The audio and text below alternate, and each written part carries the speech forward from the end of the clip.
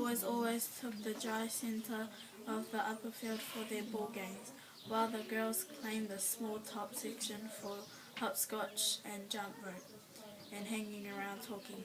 So the lower grade boys had started this running thing.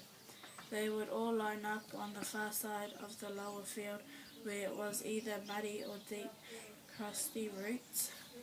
Earl Watson, who was not good at running but had a big mouth, would yell bang, and they'd race to a line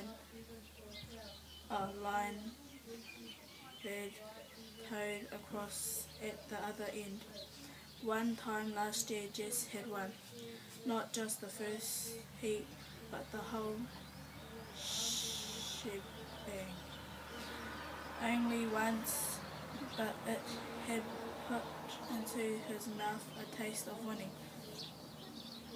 Ever since he'd been in first grade, he'd been that crazy little kid that draws all the time. But one day, April the 22nd, a drizzly Monday it had been, he ran ahead of them all, the red mud sloshing up through the holes in the bottom of his sneakers.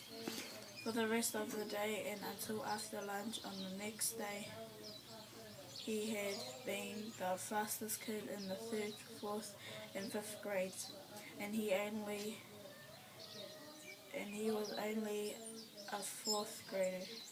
On Tuesday, Wayne Peters had won again as usual, but this year Wayne Peters would be in the 6th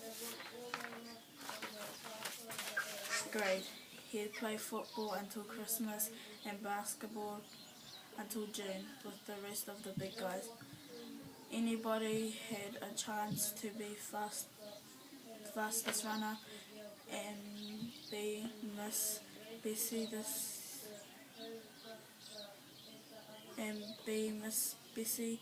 this year. It was going to be Jess Oliver Aarons Jr.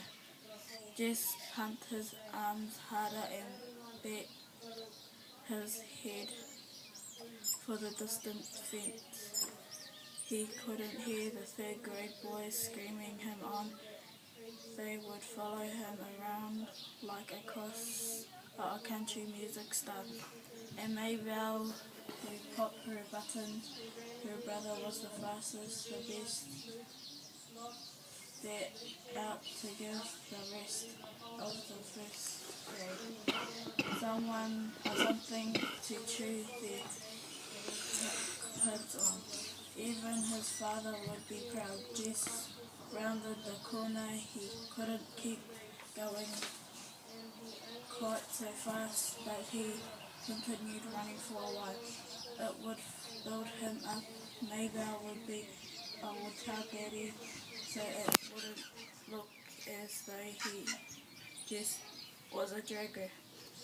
Maybe Dad would be proud, so proud he'd forget all about how tired he was from the long drive back and forth to Washington, and the digging and howling all day.